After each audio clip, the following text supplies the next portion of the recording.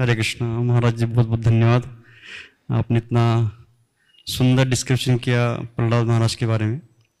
तो मेरा एक प्रैक्टिकल क्वेश्चन है, जैसे हम रेगुलरली स्कूल्स, कॉलेजेस, यूनिवर्सिटीज में जाते हैं, तो अभी ये हो रहा है कि हम अप्रोच करते थे पहले स्कूल कॉलेज को प्रोग्राम रखने के लिए, लेकिन अभी स्कूल कॉलेजेस अप्रोच कर रहे हैं हमें कि हमारे बहुत सारे बच्चे आउट ऑफ कंट्रोल हो गए।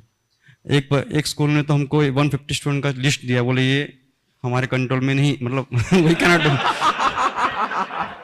तो आपने एक शब्द यूज किया कि जो असुर पुत्र थे उनका उनका वो समझ नहीं रहे थे, फिर भी श्रद्धा से सुन रहे थे, है ना, सुनते। तो अभी प्रॉब्लम हो गया कि प्रॉब्लम से सुनने के लिए रेडी नहीं है, सॉल्यूशन भी नहीं चाहते हैं। तो कैसे इसके अंदर मतलब जो जनमानस के अंदर ट्रांसफॉर्मेशन होगा कि प्रॉब्लम पता है, सॉल्यूशन भी चाहते हैं लेकिन एक्टिवेट नहीं करना चाहते, तो क्या इसके लिए कर सकते प्रोजेक्ट? मैं आपसे एक प्रश्न पूछता हूं, हम सब स्कूल में पढ़े हैं, हम भी, हमने, ये आपको याद होगा, अनुभव भी होगा, कभी कोई टीचर आती है ना क्लास में, वो चीखती रहती, चिल्लाती रहती, कोई बच्चे सुनते नहीं। कभी कोई टीचर आता है, सब चुप खाली आने से, वही बच्चे हैं, वही क्लासरूम है, कारण क्या बताओ? सोचो। रिस्पेक्ट फॉर द टीचर और समथिंग फियर। सबके पास सबके प्रति रिस्पेक्ट होना चाहिए ना फिर। हाँ, उसके साथ डर है, इसके साथ डर क्यों नहीं है? हाँ, पर्सनैलिटी। हाँ, वो टीचर का सात्विक शक्ति, उनके अंदर जो सत्व है, वो सत्व, मालूम है कि वो एक सोशल स्टडी टीचर आती थी, वो आके जैसे आती और चिल्लम चिल्ला शुरू हो जाता था, वो भी चीखती थी, चिल्लाती थी, बेचारी रिजाइन कर दिया परेशान हो गए। लेकिन एक इंग्लिश टीचर थी, जैसे है ना, दूर से खाली एक बच्चा बोलते, वो टीचर आ रही है, सब चुप एकदम। वो कभी किसी को ना चिल्लाया, ना कभी मारा किसी को, कुछ नहीं। वो व्यक्तित्व का प्रभाव प्रहलाद में ऐसा था, जिसकी इंद्रियां नियंत्रण में है। वाचो वेगम मनस क्रोध वेगम जिह्वा वेगम मुदरोपास्त वेगम एतान वेगान्यो विषहेत धीरः सर्वाइमाम पृथ्वीं स।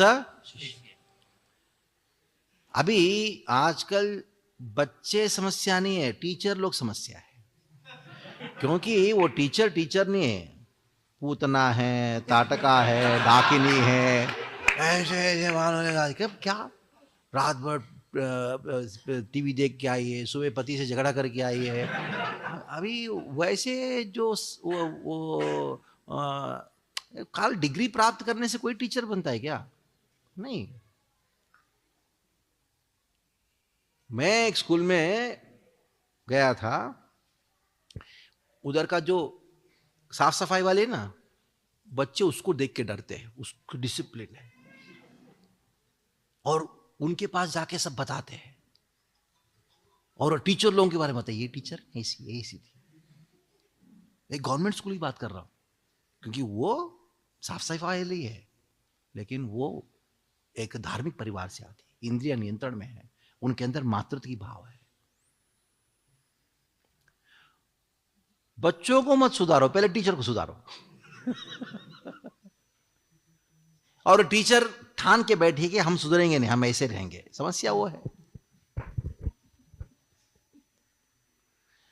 कोई पोस्ट या पोजीशन के वजह से टीचर नहीं बनता।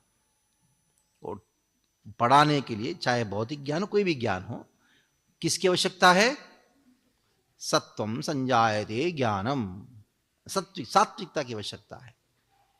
सब कचरा खा के आए, कुछ भी देख के आए, तो इंद्रिया नियंत्रण में नहीं है, अपनी खुद की इंद्रिया नियंत्रण में नहीं है, बच्चों की इंद्रियों को कैसे नियंत्रण करेंगे बताओ? इसलिए ये बात मैं अपने से नहीं बता रहा हूं, एक स्कूल के प्रिंसिपल ने कहा, जब हमने अप्रोच किया था कि आपके स्कूल में हम प्रोग्राम करेंगे बच्चों के लिए, प्रिंसिपल ने कहा बच्चों को बाद में देख लेंगे, पहले टीचर को समझाओ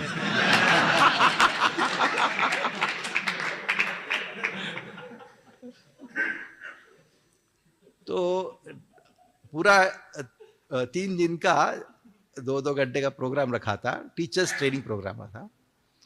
और उसके बाद बहुत सुधार आया, बस टीचर में आया तो बच्चे में अपने आप आया।